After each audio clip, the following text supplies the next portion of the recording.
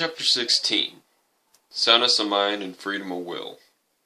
Mr. Jonas Wilford Armistead was a tall, white-haired man who seemed more comfortable with the notarizing part of his job than with the public. Even though he had been forewarned, when all of us came trooping into his office, he seemed overwhelmed and showed a tendency to dither. He moved papers and pens and framed pictures from one side of his desk to the other, and wouldn't sit down until all of us would be seated, which unfortunately didn't happen for quite a while because there weren't enough chairs. Armistead sent his secretary, Miss Cleary, next door to borrow a chair from the real estate office of Mr. Wen.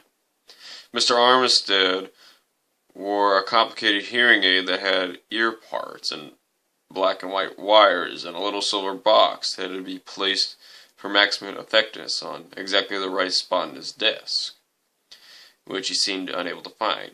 If he ever did, I thought I might suggest him that he mark the special zone with paint, as they do on a basketball court. The silver box had tiny controls along one side, and Mr. Armistead also fiddled with these almost constantly, apparently without much success. Miss Cleary seemed during their working coexistence to have adjusted her volume accordingly. Even when she was talking to us, she practically shouted. It had an intimidating effect, especially on Esperanza. But we all managed small talk while we waited, which was all the more admirable when you consider that not one word of any of us was saying was true, so far as I know. Esteban was an astonishingly good liar, going into great detail about the Oklahoma town where he and his wife had been living, and the various jobs he had. I talked about my plans to move to Arizona to live with my sister and little boy. I think we're all amazed about the things that were popping out of our heads like corn. Sister, indeed. I remember begging my mother for a sister when I was very young. She said she was all for it, but that if I got one, it would have to be arranged by means of a miracle. At the time, I had no idea what she meant. Now I knew about celibacy.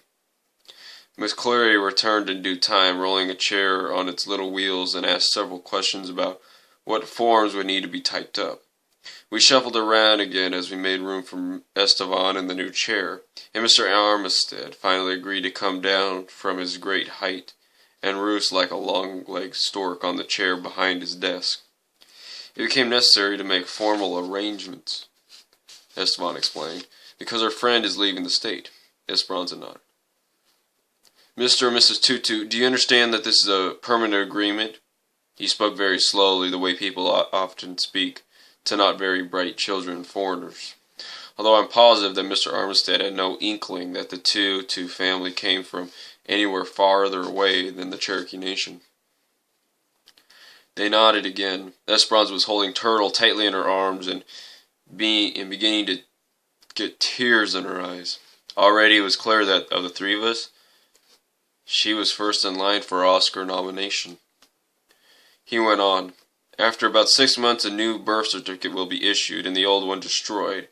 After that, you cannot change your minds for any reason. This is a very serious decision. There wasn't any birth certificate issued, Miss Cleary shouted. It was born on tribal lands. She, I said, in a Plymouth. I added. We understand, Esteban said. I just want to make absolutely certain. We know Taylor very well, Esteban replied. We know she'll make a good mother to this child. Even though they were practically standing on it, Mr. Armistead and Miss Cleary seemed to think of tribal land as some distant, vaguely civilized country.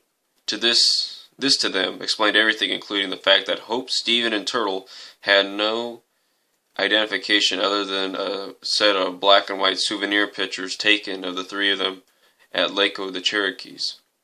It was enough that I, a proven citizen with a Social Security card, was willing to swear on pain of I don't know what, and sign documents to that effect, that there were all who said they were. By this point we had run out of small talk. I was over my initial nervousness, but without it, I felt drained. Just sitting in that small, crowded office trying to look the right way and say the right thing seemed to take a great deal of energy. I couldn't imagine how we were all going to get through this. We love her, but we cannot take care of her, Esperanza said suddenly. Her accent was complicated by the fact that she was crying, but it didn't phrase Mr. Armistead or Miss Cleary. Possibly they thought it was a Cherokee accent. We talked it over, I said. I began to worry a little about what was going on here. We love her. Maybe someday we'll have more children, but not now. Now it's so hard. We move around so much. We have nothing, no home. Esperanza was sobbing. This was no act. Estevan handed her a handkerchief, and she held it to her face. Try, Mum? Turtle said. That's right, Turtle, I said quietly. She's crying. Estevan reached over and lifted Turtle out of her arms. He stood her up, her small blue sneakers set firmly on his knees, and held her gently by the shoulders and looked into her eyes. You must be a good girl. Remember, good and strong, like your mother. I wondered which mother he meant. There were so many possibilities. I was touched to think he might mean me. Okay, Turtle said. He handed her carefully back to Esperanza, who folded her arms around Turtle and held her against her chest, rocking back and forth for a very long time with her eyes squeezed shut. Tears drained down the shallow creases in her cheeks. The rest of us watched. Mr. Armistead stopped fidgeting, and Miss Cleary's hands on her papers went still. Here were a mother and her daughter, nothing less, a mother and a child, in a world that could barely be bothered with mothers and children, who were going to be taken apart. Everybody believed it. Possibly Turtle believed it. I did. Of all the many times when it seemed to be so, that was the only moment in which I really came close to losing Turtle. I couldn't have taken her from Esperanza. If she asked, I could have said no. When she let go, letting Turtle sit gently back on her lap, Turtle had the sniffles. Esperanza wiped Turtle's nose with Estevan's big handkerchief and kissed her on both cheeks. Then she unclasped the gold medallion of St. Christopher's guardian saint of refugees and put it around Turtle's neck. Then she gave Turtle to me. Esperanza told me, we will know she is happy and growing with a good heart. Thank you, I said. There was nothing else I could say. It took what seemed like an extremely long time to draw up a statement, which Miss Cleary shuttled off to type. She came back and was sent off twice more to make repairs. After several thousands of whiteout, we had managed to create an official document. We, the undersigned, Mr. Stephen Tilpeck Tutu, and Mrs. Hope Roberta Tutu, being the sworn natural parents of April Turtle Tutu, do hereby grant custody of our only daughter to Miss Taylor Marietta Greer, who will from this day forward become her sole guardian and parent. We do solemnly swear and testify to our soundness and mind and freedom of will. Signed before witnesses of this day in the office of Jonas Wilford Armistead, Oklahoma City, Oklahoma. Miss Cleary went off once again to Mr. Wen's office, this time to borrow his secretary, Miss Brindo, to become a second witness to the signing. Miss Brindo, who appeared to have at least enough Cherokee in her to claim head rights, had on tight jeans and shiny red high heels and snapped her gum. She had a complicated haircut that stood straight up on top, and something told me she led a life that was way too boring for her potential. I wish she could have known what she was really witnessing that morning. In a way, I wish all of them could know. Maybe 20 years later or so, when it's long past doing anything about it. Miss Cleary's and Mr. Armistead's hair would have stood straight up to think what astonishing things could be made legal in a modest little office in the state of Oklahoma.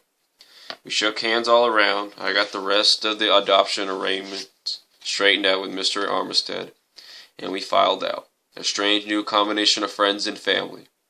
I could see the relief across Estevan's back and shoulders. He held Esperanza's hand. She was still drying tears, but her face was changed. It shone like a polished thing, something old made new.